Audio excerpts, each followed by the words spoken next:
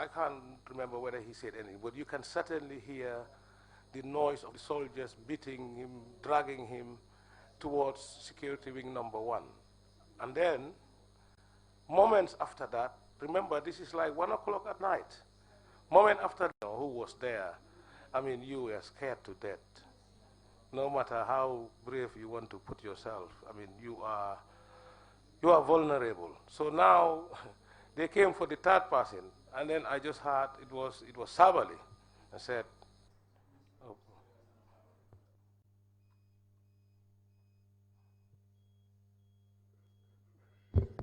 Mr. Chairman, I think the microphones are still on. It's a bit dark in here. The video recording would sorely be affected because of the power outage. Perhaps we stand guided by you. If you wish, maybe we can suspend the proceedings, take a lunch break now. If the audio is okay, splendid. Please continue. Thank you. Yes, Mr. Chongan, could you please continue? Yes. So said, and I heard all the soldiers. Yeah, where's Chongan? Where's Chongan? He was the one who ambushed us. So Sabali came with Antusedi, the deputy governor of the prison, and he showed me something, and I said, "Do you know this?" I said, "What?" He said, "This is blood." So I thought it was blood of Captain Emo Cham. So now they opened my cell, and Antusedi, who was the deputy prison governor, they handcuffed me from behind. They handcuffed me from behind. So when they handcuffed me from behind... let's get that clear. Who handcuffed you? Antusedi, who was the deputy prison commissioner. Proceed, please. So he handcuffed me from behind, and then the same thing. They dragged me, they beat me with, boots, rifle butt, and I was crying. I wouldn't be ashamed to say that. And I said, I just gave up. And I said, wow, this is the end. So I just gave up on life. And then suddenly, something happened. Then Haidara, because I trained Haidara before, I just heard him, he said, be careful. So I was wondering, because I had lost hope on life. And I said, oh my God, maybe my life is coming back. If somebody they're going to execute, why would they say be careful? So we went there. We went to the security wing #1. Is this the same thing? What do you mean by it's the same thing? Explain what happened. Yes, I'm coming to that. So Sabali, they said, say your last prayers. And I said, no, I'm not saying any last prayers. I mean, if I die, I'm going to go to heaven anyway. You murdered me. So they just started, suddenly they just started firing. Maybe it was not long, but for me it took eternity. But also, I was a trained soldier. I know a bullet that's going to kill you, you will not hear it. But still, I was scared to death. And one of the soldiers had a pistol in my mouth to safety catch down. So, do you know who that person was? Well, it's a long time, and there were soldiers there. But I suspect it was Yankuba Toure. I might be mistaken identity, but he was there. So now, go ahead. Thank you. So now they stopped the ceasefire, and then they pointed gun. There was a private Njai who was Sana Sabali's oddly, and there was another Zandam who was a private, something Suso. I know him because he was in the Zandarmuri. And Njai insult me, tell me, and then we crawl, and then went to security wing #1, and then I was put inside the cell and locked up. And then they say, all right, we will come back for you. So they locked the whole place. And at this stage, did you know what had happened to your other colleagues, apart from the fact that they were beaten? No, but after they dragged me and took me to the cell, I had a hope that maybe they went through the same thing, but they were not executed. But so now I'm in my cell after what looks like eternity, and I said, Captain Charm, he has a name, they call him Muhammad Betty. So I said, Captain Charm, is anybody here? And then Captain Charm, it took like ages, and then he turned around and said, Chongs. And automatically he said, are we safe? And then I said, well, Captain Charm, I don't know, in Wolof. And you also mentioned Suso. Do you remember anybody else? Yes, I mean, I think I remember Ba. I think one Ba was there. He was a warrant officer, class 2. There were more than a dozen of soldiers. And also, apart from, so they were from GNA, so I wouldn't know them. So there were a lot of soldiers. Maybe Captain Cham and Babu Kharjang will know them because those guys came from the GNA side, not from the former gendarmerie. Do you know who was in charge of what was happening to you at that time when you were being tortured? Who was the leader of the group? Well, the leader of the group was the vice chairman then, Sana Sabale, because he was the vice chairman of the provisional ruling council, and this is military. So he was commanding and directing it. But there were some other incidents which I will come to learn later, where, you know, Singate, you know, had alterations with Sirif Gomez, and I think with Captain Sonko, etc. So they, the junta members, were conducting, directing, and ordering. They have the ultimate responsibility of what happened to us that night. You said that as at the time they were leaving, they told you that they were going to come back. At that moment, did you have any form of interaction with any one of the soldiers who were present? No, I thought apart from the insults and the vitriol sent to me, directed at me by Private Njai, we were the only people at Security Wing number 1. There is nobody. We are completely locked down. Now, only one prison officer called Thomas Jaju, he was the only one who will have access to us. So in the morning, he came with a group of soldiers. Initially, I was really scared. I thought that, my God, they're coming back. So when they came, Thomas Jaju was escorted by the soldiers, and he brought in Corporal Buba Jata. He was the prison medic at the time, a very human guy. So he came and dressed our wounds in the morning, me, Cham, and Jeng. And then in those times, we have this GV pen. I don't know the gentle something, GV pen that we used to respond to our wounds. And we used to fondly call him Mr. GB Pen. But he was a very good man. He was kind-hearted. Can you kindly describe the injuries that you sustained in that torture?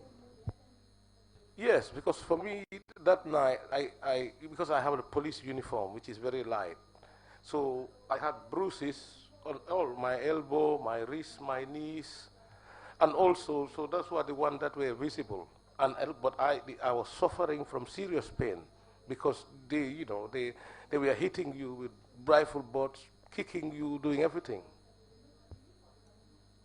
How about your colleagues?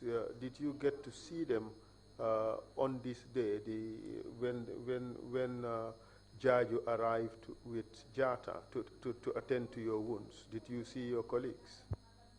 Yes, they will take one, because security wing is very small, so they will take you out and they will, Jata will treat you, Buba Jata, and then they will take me, and then they take Gang. So you will see, they also sustain some wounds. Can you describe the injuries that they sustained? What was visible to you? Well, I've seen their hands, their, the wrists, the elbows. Those were the most visible. And I don't know whether Captain Cham had a wound on his head or not. I mean, it's a long time. But they were real, they were injuries. And Corporal Buba Jata treated us. That is certain. Were you taken to the hospital at all? No, we were never taken to any hospital or anything.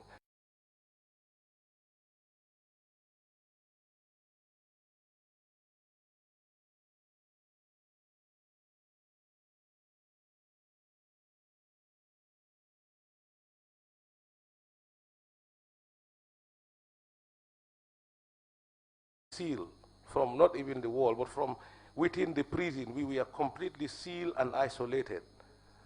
And we were there on this lockdown position for 1 month without any shower or anything. If you see my sleeveless shirt, the white one, it was black, you know, with foul smell. Our only neighbors were the rats. Can you describe the conditions of security wing number 1 as compared to security wing number 4? Security wing number 1 is the worst wing because it's the oldest wing in the prison. I think that was since the British left it there. It's damp, it's not well lit, it was shabby, dirty, and then the rats, you know, we have to fight with the rats for our food. I'm telling you, that's the only place I saw an aggressive rat. I'm telling you. What facilities did you have while you were in security wing number 1? Describe the bed and bedding that you had. It's the same, worse than security wing number 4. It's just a plank of wood. And this time they dragged us. So we didn't even have a blanket. That was a big challenge. For me, my trouser was left behind. So I only had short sleeve. And it was difficult. When you talk to Thomas Jaju, we want you.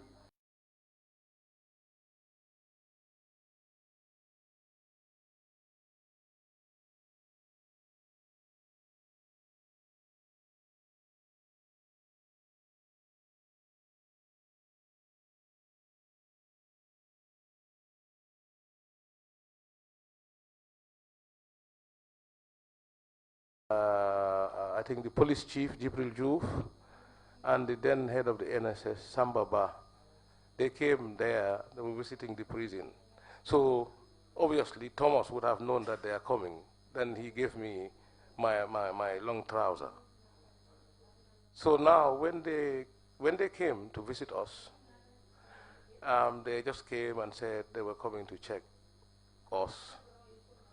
But I was particularly touched by how sympathetic Major Dennis Coker was. He looked at me and he said, you know, you chunks, you know, he calls me EI, my initials, son of IE, because my father is IEC. Well, you don't deserve to be here. I said, look, Dennis, go before you join us. So he was very sympathetic. But you can see also somebody like Jatta, they were not happy. But they have no power. I mean, the lieutenants were in charge. They just had sympathy.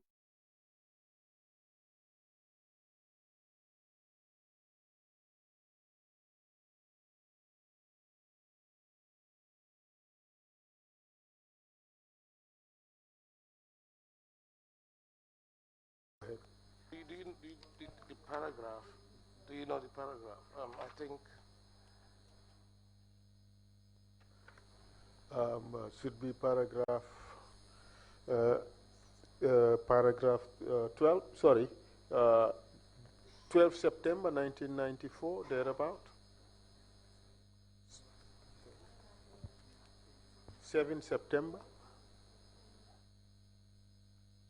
No, it won't be 7 September. It would be 11 September 1994 when they visited. okay, yes. So at this stage,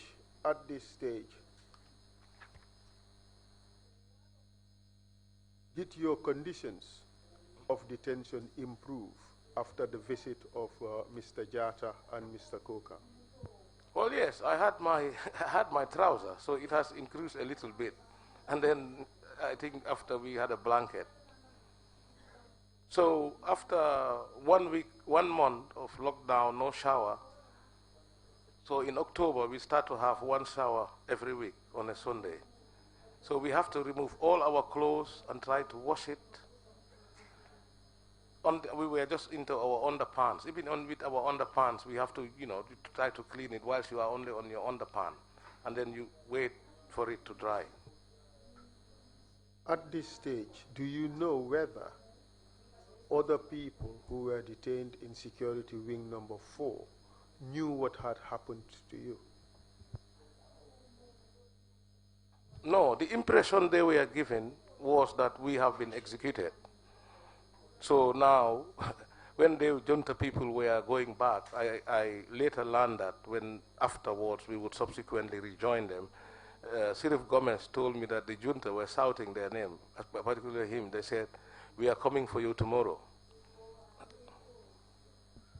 Did Mr. Gomez tell you what impact that statement had on him and his colleagues?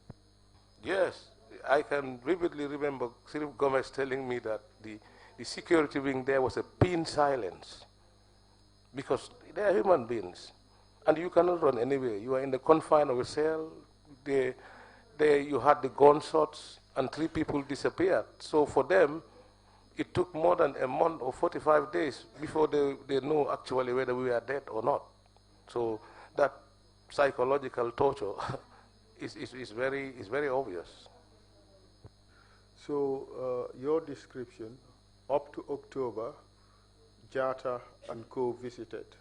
You are now allowed the luxury of having your police pants, your police uniform.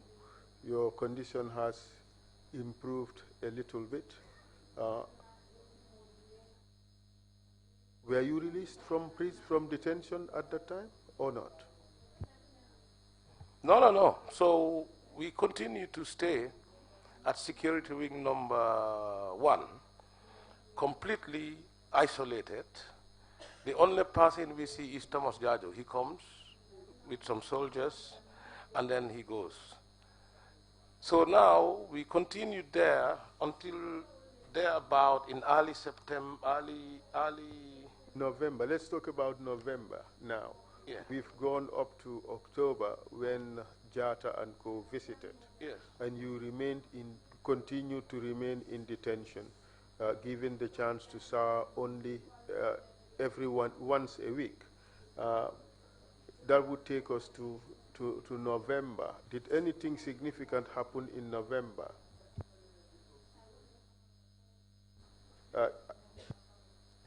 Yes, as I said, we had improvement that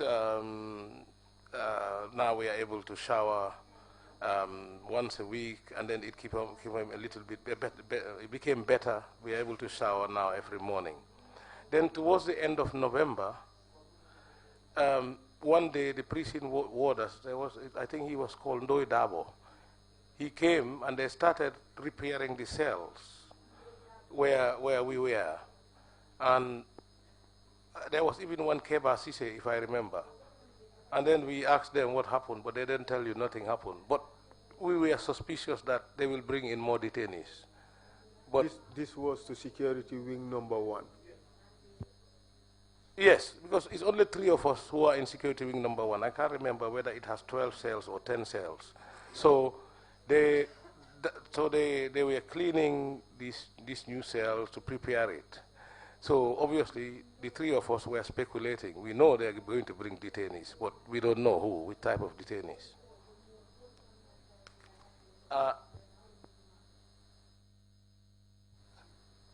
Did you subsequently find out?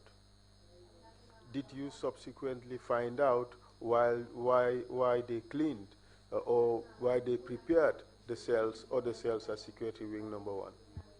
Yeah, perhaps even before I go there, I needed to explain something I forgot, I omitted. Please go ahead, by all means. Yes, we had a visit of a delegation from the International Committee of the Red Cross that visited us now for the first time. Now we are in security wing number 1. So this delegation, there were some white people, and there was a lady who was of North African origin. So he was speaking French. So they spoke to us as a group and then spoke to us individually.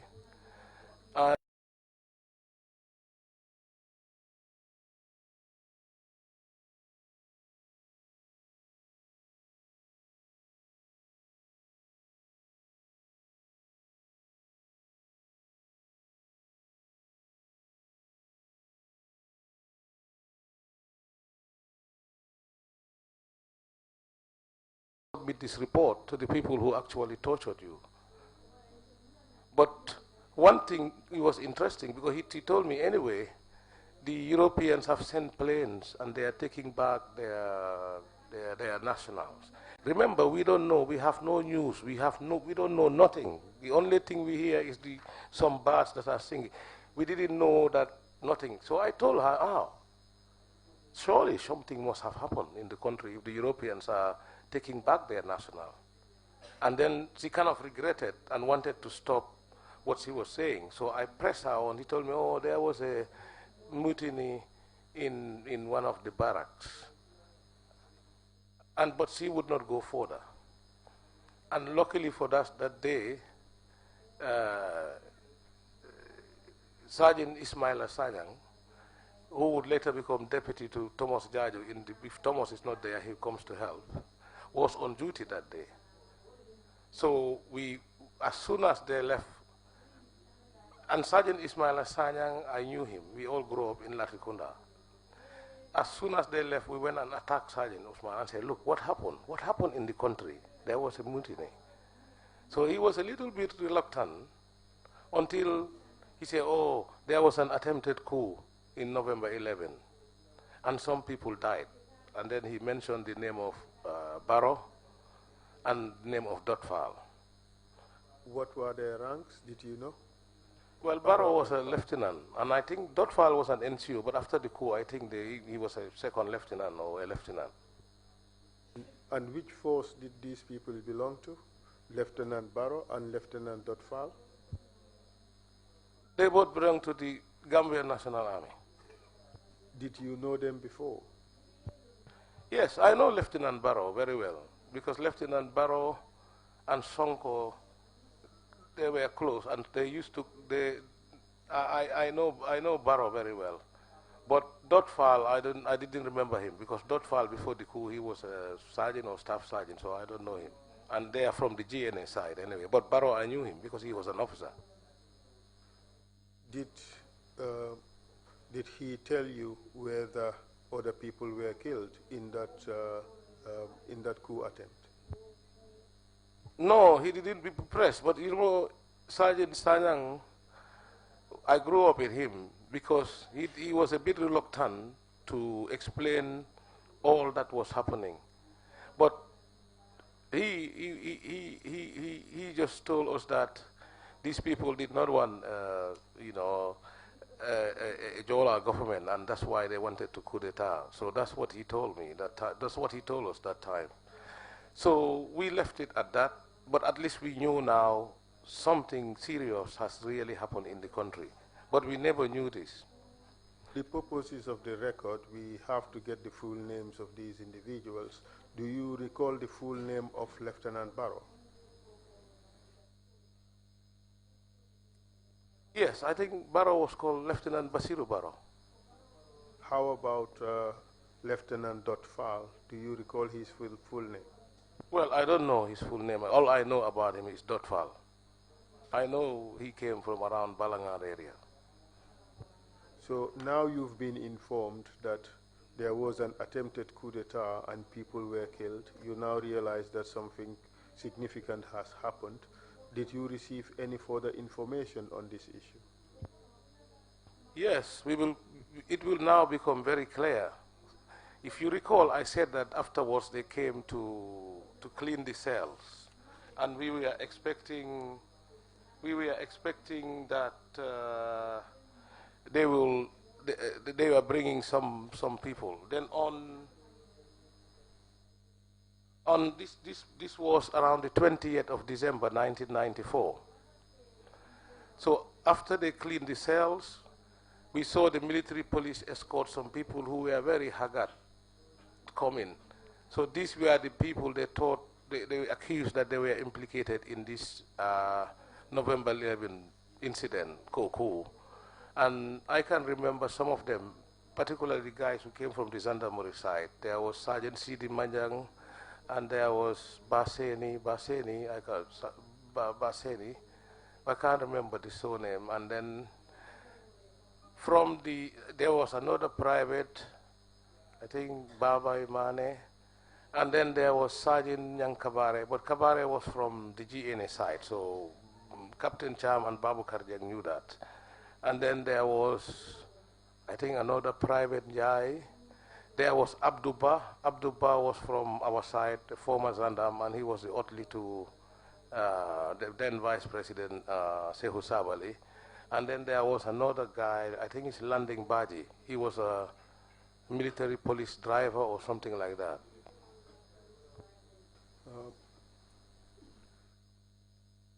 You said they looked haggard. Could you further describe how they looked? What do you mean by haggard?